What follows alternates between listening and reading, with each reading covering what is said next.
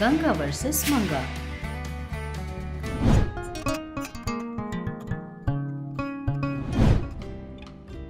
एक दिन चंद्रकांता घर में टीवी देख रही थी।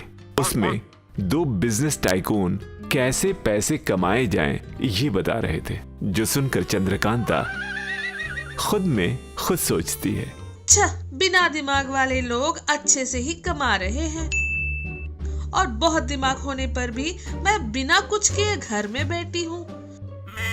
भगवान, प्लीज भगवान, कुछ न कुछ करके मुझे पैसे दे दो। इस तरह बिना टैलेंट वाले को इतना सब कुछ दे रहे हो, ऐसे टैलेंटेड मुझे देने के लिए किस लिए सोच रहे हो? कहते हुए खुद में सोच रही थी, तभी फोन में एक मैसेज आता है। तब चंद्रकांता उस मैसेज में ना जाने क्या आया होगा सोचकर ओपन करके पढ़ती है। हाय जी, कंग्रेचुलेशंस, आपको कोका कोला कंपनी से 5 करोड़ की लॉटरी लगी है। मैसेज आता है जो पढ़कर चंद्रकांता शॉक्ड हो जाती है और ऐसा सोचती है, ये कोई सपना है या सच है? मुझे 5 करोड़ की लॉटरी लगी है। सोचकर उस मैसेज को फिर से पढ़ती है। ये सपना है सोचकर खुद को चिमटी काट कर देखती है। तब ऐसा सोचती है, ये सच है। हाँ, इतने दिनों बाद मेरी किस्मत खुल गई, मेरे खेतों में पौधे निकल आए हैं। जय साईं राम, कितना आनंद हो रहा है। सोचते हुए कूद रही थी, इतने में वहाँ सूर्यकांतम पहुँच जाती है और कूदते हुए चंद्रकांता को देखकर ऐसा कहती है, क्यों रे, पागल हो गई हो क्या, ऐसे कूद रही हो? तब चंद्रकांता अपने मन में ऐसा सोचती है, अरे बाप रे, मेरी सासू माँ को इसके बारे में नहीं बताऊंगी। बताए तो फिर से मेहनत किए बिना आई वस्तुएं अच्छी नहीं होती कहकर फिर से क्लास लेगी। लॉटरी कैंसिल भी कर सकती है। उन पैसों के आने तक बिना बताए रहना अच्छा होगा। सोचती है, जो देखकर पूछ रही हूँ ना, जवाब दिए बिना क्या सोच रही हो? क्या बात है? क्या सासू माँ, मैं घर में थोड़ी देर खुशी से डांस नहीं कर सकती क्या? बोलो, जब देखो मुझे कुछ न कुछ कहती हो। वही तो, तुम्हारी खुशी का कारण क्या है पूछ रही हूँ। अब बस करो सासू माँ, बस। सिर्फ 1 महीने में मैं क्या हूँ आपको दिखाऊंगी। चंद्रकांता का टाइम आ गया सासू माँ, टाइम आ गया। कहते हुए वहाँ से चली जाती है, जिस पर सूर्यकांतम खुद से कहती है, क्या हुआ इस लड़की को, आज ऐसे बात कर रही है? कोई ज्योतिष आकर महीने में अमीर बन जाओगी कहा क्या, इसीलिए इतनी खुश है? इस बुद्धू को अभी नहीं पता चलेगा, कोई भी कुछ भी फ्री में नहीं देता। सोचती हुई कोई चारा ना होने पर अपना काम कर रही थी। लॉटरी आने की खुशी में चंद्रकांता चीनी वाली सुजाता को लॉटरी के बारे में बताती है,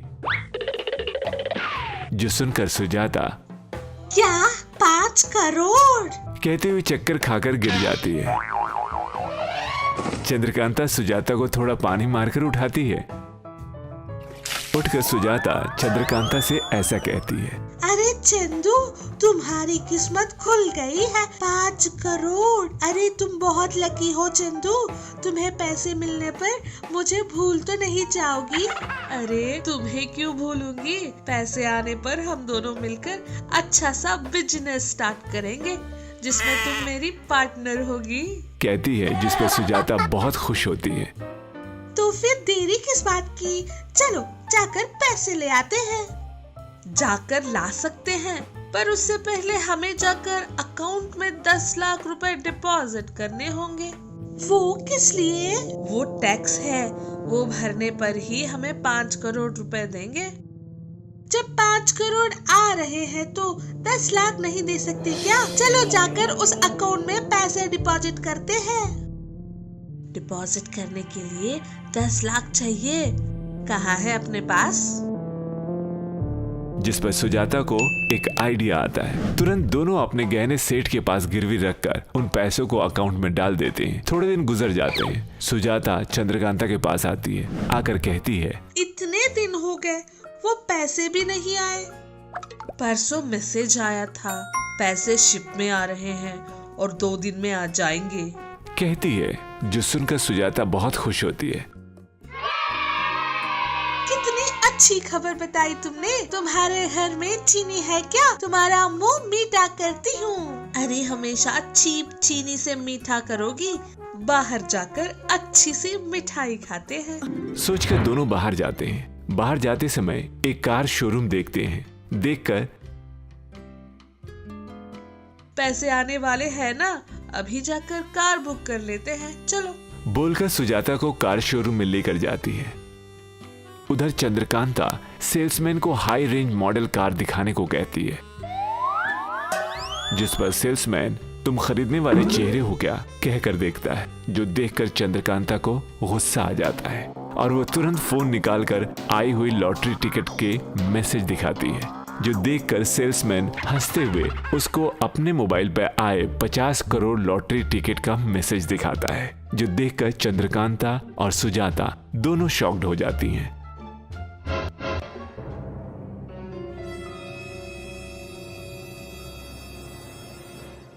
अम्मा, ये फेक मैसेजेस हैं। वो ऐसे मैसेजेस भेजकर सभी को धोखा देते रहते हैं। आप लोगों को थोड़े पैसे भी डिपॉजिट करने के लिए कहा होगा, है ना? कहता है, जिस पर वो दोनों सच में कहकर सिर हिलाते हैं। तुम्हें देखकर बहुत दया आ रही है अम्मा। फिर भी सोचो जरा, कोई अपने स्वार्थ के बिना किसी को पैसे क्यों भेजेगा? कहता है, जो सुनकर वो दोनों शॉक्ड हो जाती हैं और कोई दूसरा चारा ना होने पर रोते हुए सूर्यकांतम के पास जाकर सब बताते हैं। इसकी बातों को सुनकर मेरे पास जो भी गहने थे गिरवे रखकर पैसे भरे, अब मेरी परिस्थिति क्या होगी? रोते हुए बताती हैं, जो सुनकर अरे बाबा, पहले तुम रोना बंद करो। इसीलिए मैंने तुम्हें पहले ही बताया था, मेहनत किए बिना आए हुए पैसे अच्छे नहीं होते। ठीक है, अब तो समझ आया। कहते हुए अपने मैजिक से उस धोखेबाज को पकड़ लेती है और अपने अपने पैसे उन्हें दिलवा देती है। उस धोखेबाज को सबक सिखाकर उसे जेल भेज देती है। सुजाता, चंद्रकांता दोनों वापस आए पैसे को सेठ को वापस करके अपने गहने वापस ले लेती हैं। इतना बड़ा धैर्य का काम करने पर सभी लोग सूर्यकांता को थैंक्स कहते हैं।